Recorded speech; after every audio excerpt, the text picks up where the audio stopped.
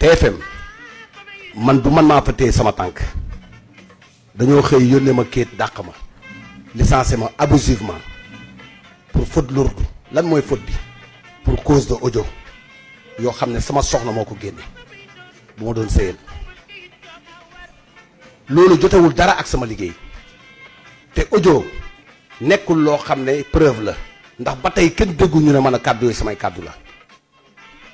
mais ñu dàq ma ci loo xam ne après 19 ans de service rendu à cette chaîne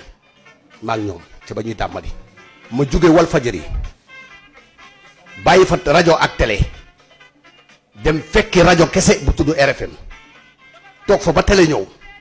ma dugg Sénégal jaay ko ci àddina bi carte yi France États-Unis fu ne ma dugg fa jaay fa carte yi 19 ans ma nekkal leen ko di sol yëre jigéen di jigéenu loo xam ne sama diine bëgg ko pour jaay image groupe boobu 19 ans de service ñu dàq ma toroxal ma loolu toroxtaangi laa ko mën a tuddee après 19 ans de service man mérite naa waroon leneen tey ay internautes tey ñoo dugg di wax pour jéem a jàppale Kouthia pour mu am ci lu mu nekk loolu ñoom la waroon tey man mérituma ku ñu war a dàq man parce que nit ki bu fekkee protéger 2 personnes war a protéger 3 boo tax nga sacrifier Kouthia loolu du yoon protéger 3 animateurs war a protéger quelqu'un tax nga dàq Kouthia après 19 ans de service yoo xam ne dama leen ko rendre ñu dàq ma pour faute lourde ban faute laa def pour waa groupe Futurs Médias di ma dàq man di ma toroxal waaye ma wan leen ne du ma dem fekk beneen chaîne bu mag pour defante ak ñoom damay dem ramper ci chaîne bu ndaw pour yéeg relever loolu wala ne man du ma taxaw sama loxo di yelwaan je pense que ne sénégalais yu bëri dañu gis dama toog rek ñu naan Kouthia lu tax dellu woo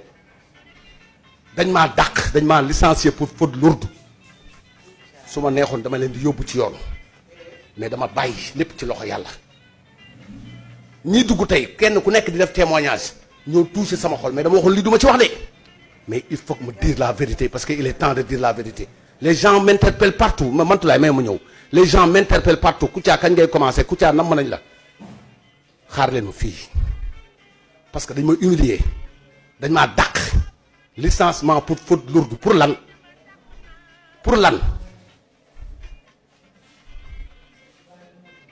mu nu mel ne enseignant bu dem jàngale wàcc ñëw directeur na ko dàq naa la parce que da nga xuloo ak sa jabar mais lan mooy cause bi lan laa def bañ may dàq mise à pied sa dafa fort si loolu mais waruñu ma dàq man TFM fi ma jaar ak ñoom après 19 ans de service ndax ba ma leen di bàyyi dama bàyyi groupe bu am doole di Walfadjri bàyyi leen rajo ak télé dem fekki rajo kese nekk ak ñoom di ramper di xeex ci bataille bi ci pétition bi bañ yàlla may ñu ma jël drapeau bi daw ak moom ba TFM wër ak moom ci àdduna jaay ko àdduna bi yëpp jël sama yaram bii di ko peinture di ci daj ay lu bëri di am ay problème cancer de peau lu ne mun a ma ci fekk ma jigéen lu sama diina nangul ma koy def rien que pour xëcc audimat bi tey waroon nañ ma sargal man waaye waru ma mérite woon ñu may dàq ci biti ku may xaar ci beneen chaîne pour may defante ak ñoom doo ma fa gis lu ndaw lii laay jël di ci rampe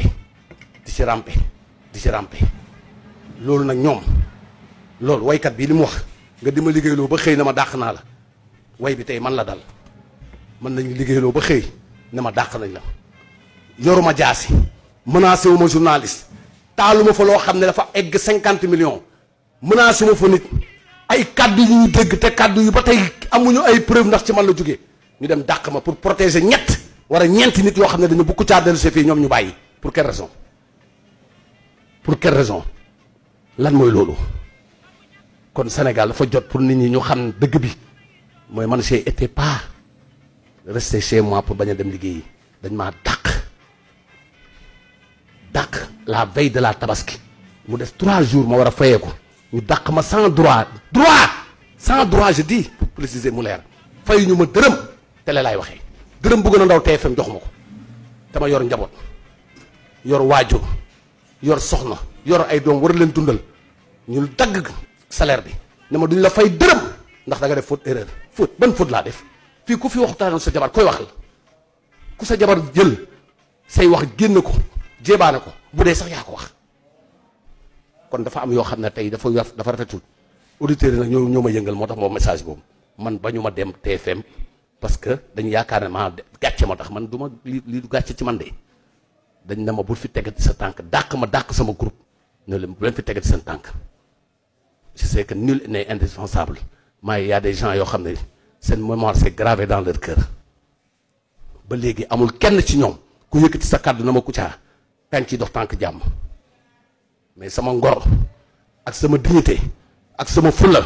ak sama fayda moo ma may ma rampe waat mënoon naa dem ci yeneen chaîne 2S mënoon naa dem ci beneen chaîne Walfadjri mënoon naa dem ci beneen chaîne Sen TV mais dama rampe ci chaîne bu ndaw pour yëkkati ko dooleel ko pour xamal leen ne ba may démarrer rek ñoom amuñu woon télé rajo rek nañu amoon te damaa bàyyi télé bu am doole di Walfadjri waaye nag jàngat la ci àddina nit doo ko liggéeyloo bu def 19 ans bay waaj a jël retraite nga dàq ko ne ko doo ko fay benn droit est-ce que c'est normal